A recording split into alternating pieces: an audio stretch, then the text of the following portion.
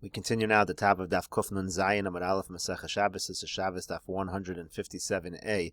The Gemara just said that Rabbi Yochanan holds like Rabbi Shimon, who does not hold of Muksa, and the problem is that Rabbi Yochanan in general follows Stam Mishnayis, and we have a Stam Mishnah says as follows in Meseches Beitza: Ein mevakin eitzim, you cannot chop wood min hakoros v'lo min hakora shenishbar b'yontiv, not from the beams and not from a beam that broke on Yontiv. Rashi explains, Ein mevakin eitzim min hakoros soar shel hakoros hamuksos usturos labinyan. We're talking here about a bunch of beams that are muksa because they're arranged for building purposes. They're not made for fire. V'lo min kora hayashana shenishbar hayom. Or let's say you have a beam that broke. Umehashta l'hasaka kaima. Suddenly now on Yontiv it's made for burning. It's still a problem because since going into Yontiv it was not set aside as firewood, you cannot suddenly say that you're going to use it as firewood because it broke or whatever the case may be. So you're not allowed to do these things. It's a Stam Mishnah, certainly seems like Rabbi Yehuda. So the Gemara answers, Rabbi Yochanan ahu Rabbi Yossi bar Yehuda masnil. Rabbi Yochanan says that particular Mishnah is not a Stam Mishnah. It's not an unauthored Mishnah. It's actually authored by Rabbi Yossi bar Yehuda, and therefore Rabbi Yochanan does not have to follow that Mishnah. He holds like Rabbi Shimon, again, that does not hold of Muksa in general.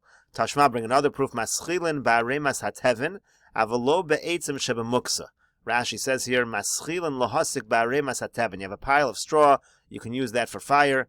Kasalka daitach betivna saria destame lahasaka. We think what we're talking about here is it's straw that's really no good. It's set aside for the purpose of fire, but you're not allowed to use eitzim sheba muksa, which Rashi says means avalo be'eitzim sheba muksa sheinicham berachava shachore beisa. There was a street behind the guy's house, an alleyway.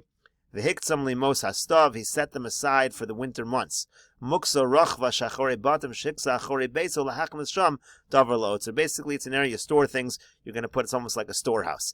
So those already are those pieces of wood are not made for firewood, so you're not allowed to use it for fire. So the Gemara answers for that, Hasam ba'arzi v'ashuche. Over there, the reason why it was a problem is not stam that it was set aside, that not to say that we hold like Rabbi Yehuda, rather that we're talking about arzi and ashuche, which are various kinds of cedar wood, or maybe different kinds of wood. There's different opinions exactly how to translate ashuche, but in any case, different types of wood, the muksa machmas chisarn kis.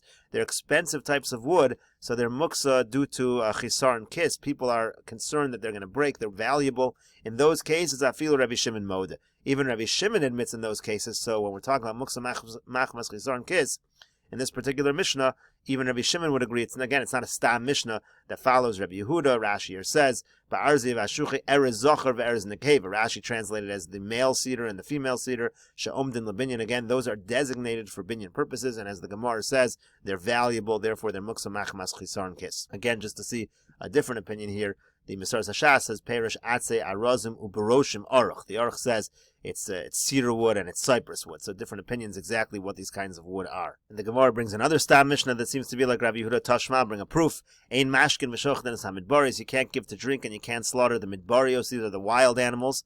Aval mashkin v'shochden es habaysos. But domesticated animals, it's okay. Again, seems to be the difference between whether it's muksa or not. Seems to hold like Rabbi Yehuda. Gemara says, finally, Rabbi Yochanan Stam Achrin Ashkach. You're right. That Stam Mishnah does seem like Rabbi Yehuda, but there's another Stam Mishnah that Rabbi Yochanan found that seems to be like Rabbi Shimon. The Mishnah says, Beis Shammai Omer Magbian Me'al HaShulchan Atzamos Uklipin. Beis Shammai say a person's allowed to lift up from the tables the bones and the shells. Beis Hillel Omer, Beis Hillel say Mesalik Es Hatav L'Kula Menari. You have to shake off the entire tablecloth. You're not allowed to pick these things up directly. Here it seems like Beis Hillel is the one that holds of Muksa. However, V'yamar Rav Nachman, but Rav Nachman said, Onu ein lanu ala Beis Shammai, Rabbi Yehuda, Beis Hillel, Rabbi Shimon. We have it as the reverse. Beis Shammai hold like Rabbi Yehuda, Beis Hillel hold like Rabbi Shimon, and as Rashi explains, Beis Hillel basically is at the same status as a Stam Mishnah, because Beis Shammai in the face of Beis Hillel doesn't even count, and therefore we have a Stam Mishnah like Rabbi Shimon, and that is what Rabbi Yochanan relies on. Gemara says, Pligi bar Rav Acha v'Ravina. There's a machlokes between Rav Acha and Ravina. Chad Omer b'chol haShabbos kula halacha Rabbi Shimon levar mimuksa machmas miyus. One opinion says that the halacha is like Rabbi Shimon in all areas of Hilchas Shabbos, except for when it comes to muksa machmas miyus. Something's muksa because it's disgusting. Umay niyu, what would be the example? Ner yoshin, you have an old candle. The Chad Omer b'muksa machmas miyus nami halacha Rabbi Shimon. Even when it comes to muksa machmas miyus, the halacha is like Rabbi Shimon. Levar mimuksa machmas iser. With the exception of muksa machmas iser, what's an example of muksa machmas iser? If you have a candle that was lit on that particular Shabbos, avol muksa machmas chisarn kis. But the Gemara finishes off that if you have muksa machmas chisarn kis, something's valuable, it's muksa because people are careful not to move it because it will create a loss of money. Afilu Rabbi Shimon mode. In that case, even Rabbi Shimon admits to muksa. T'tanan, as we learned in the Mishnah, kol hakelim nitolim b'Shabbos. All kelim can be taken on Shabbos, chutz mimaser hagadol, except for the large saw, v'yasid shel machresha, and the blade of a plow. Those are expensive items. Even Rabbi Shimon admits that those are problems of muksa. And as we said earlier on this very same Amud, again, Rabbi Shimon will admit to muksa in those cases. The Gemara continues now with the Mishnah, Mefirin Nedarim b'Shabbos. A husband is allowed to annul the vow of his wife on Shabbos. And also we can ask a chacham to get rid of a vow if it's for a tzorach Shabbos, meaning if the vow is preventing you to do something which is necessary for Shabbos, you can go to a chacham to get rid of that vow. Upokakin es hama'or, you're also allowed to plug up a hole in the wall that's made for light. You can plug that up on Shabbos. Umodedin es hamatlis, you're allowed to measure the fabric. We'll see that in Rashi. Umodedin es hamikvah, you're also allowed to measure a mikvah on Shabbos. Rashi here says mefirin ba'al ishto. The word mefirin always means that a husband is annulling for his wife. V'nishalin l'chacham, the word nishalin is used when we ask a chacham to get rid of a vow. Shein l'tzorach haShabbos kagon shenader shelo lechol hayom. Rashi gives an example. Let's say a person made a neder not to eat. Now it's Shabbos, you need to eat, so you can go to the chacham to get rid of the neder. Upokin as hamor k'rabbanan da'amri pokin pekak hachalon. This follows the rabbanan earlier who say you're allowed to plug up the window. You want to measure the mikvah to make sure it's large enough, it's kosher. The fabric, you're seeing if the piece of fabric is large enough. Is it 3 by 3 etzbos? For example, it was tameh, it touched things which are tahor. You want to know if the tumah was transmitted, so you're allowed to measure on Shabbos. And the Mishnah continues, there's a story in the days of the father of Rabbi Tzadok, in the days of Abba Shol ben Bitnis, they used a flask to plug up a hole, again, a hole in the window that was meant to let in light. They also tied a flask with a reed. It was in order to know whether the gigas, whether the barrel had a poseach tefach. We'll see exactly what the case was as we get to the Gemara on the other page. Imlav, or if it was not that large. In any case, from their words we see, from this story we see, shepokakin umodedin v'koshen b'Shabbos, that a person can seal up the window, a person can measure, and a person can tie on Shabbos. And Rashi says, v'koshen, we mean kesher sheina shel kayama. When we say that they tied on Shabbos, we mean a not permanent knot, afilu lechatchila, and the idea is that that's allowed even lechatchila on Shabbos. The Gemara says, Iboilu, they ask the following question. Hafara bein l'tzorach uvein shelo l'tzorach. Does the Mishnah mean to say that a husband can annul the vow of his wife whether there's a need or not? U'she'elo l'tzorachin shelo l'tzorach lo. But when it comes to asking a chacham, it can only be l'tzorach. That is the mashmos of the Mishnah, because it says mefirin nedarim b'Shabbos. You can annul. That's talking about the husband. And then it says nishalin if it's l'tzorach. So are we making that distinction? Umisham hachi kafalginu mehadadi. And it's for that reason that we separate those two phrases in the Mishnah. Dilmor, maybe hafara nami l'tzorachin shelo l'tzorach lo. Maybe when it comes to hafara also, we make a distinction between l'tzorach and not l'tzorach. Now, why would we make this distinction? Rashi here says, Iboilu hafara demasnisin bein l'tzorach ben shelo l'tzorach hashabbos. Tegabe hafara biyom shamok siv. By hafara it says you have to annul on that day.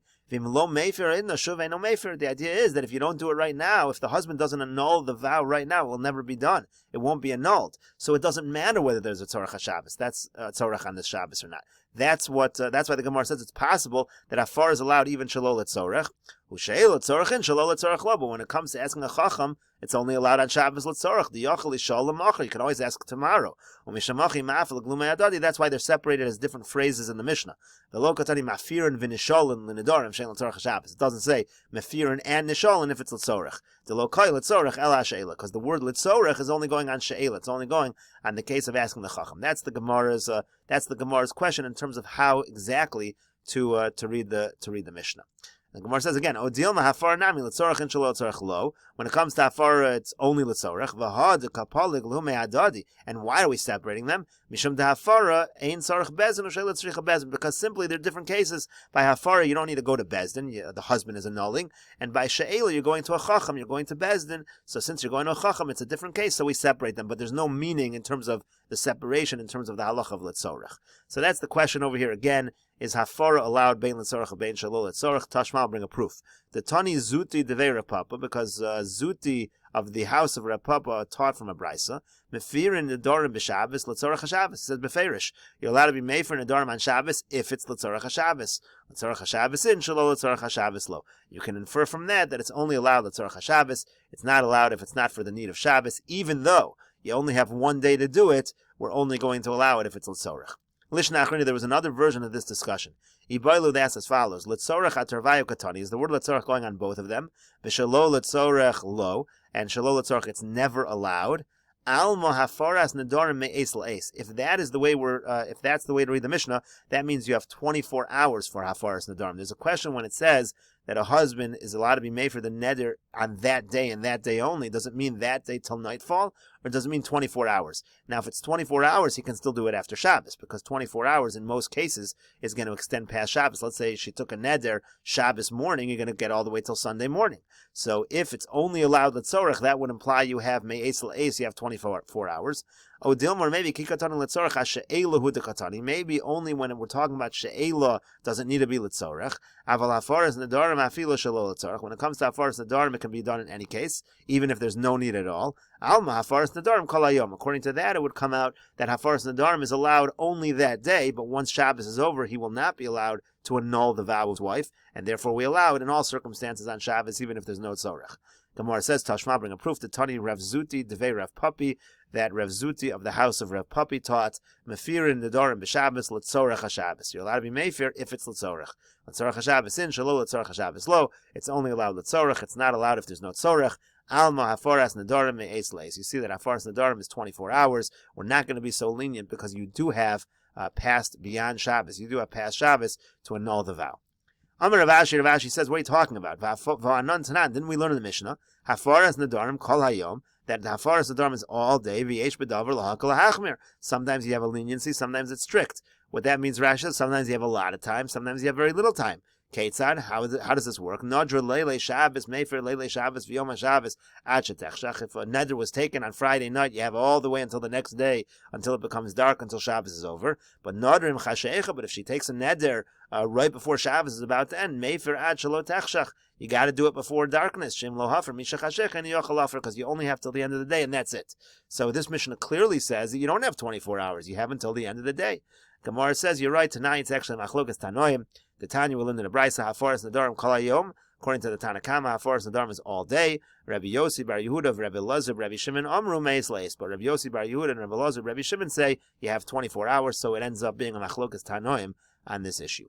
V'nishalim l'nedarim, you're allowed to ask the nedarim from a chacham that he should get rid of the neder. Iboilu, they ask, keshelo hayalo pnai, odil ma'afilo hayalo pnai. When we say over here in the Mishnah, you're allowed to ask a chacham to get rid of it, are we talking about where you had no time, Meir of Shabbos, to get rid of this neder? Or even if you had time and you just didn't do it, you should have done it, we're still lenient, you're allowed to get rid of it on Shabbos. Tashma will bring a proof. This the Kiku le Rabbanan Rav Zutra Breid Rav Zera, because the Rabbanan were willing to listen to Rav Zutra, the son of Rav Zera. V'sharu le Nidre, they were willing to permit his neder. V'alfa gav dehav le Pnai, even though he had time. So you see, even if you have time on Erev Shabbos, we're still lenient. Even if you didn't get rid of it when you should have, we're still lenient to allow you to get rid of it on Shabbos. The Gemara continues at the two dots. Shepakaku es hamor b'tfiach v'kasher es hamikida b'gemi. This was the case in the Mishnah where they plugged up the hole in the wall with a flask, and then they tied this jug with a reed, and they were doing some kind of measurement of a crack in a basket or some kind of barrel. So what's the case over here? Amar Rav Yehuda says, Amar Rav, in the name of Rav, Hilkati Katana Haisa Ben Shnei Batim. The case was there was a small path between two houses. The Tumah Haisa Sham, and there was some Tumah over there. We'll continue with this case in the next video on Daf Kuf Nun Zayin Amud Beis.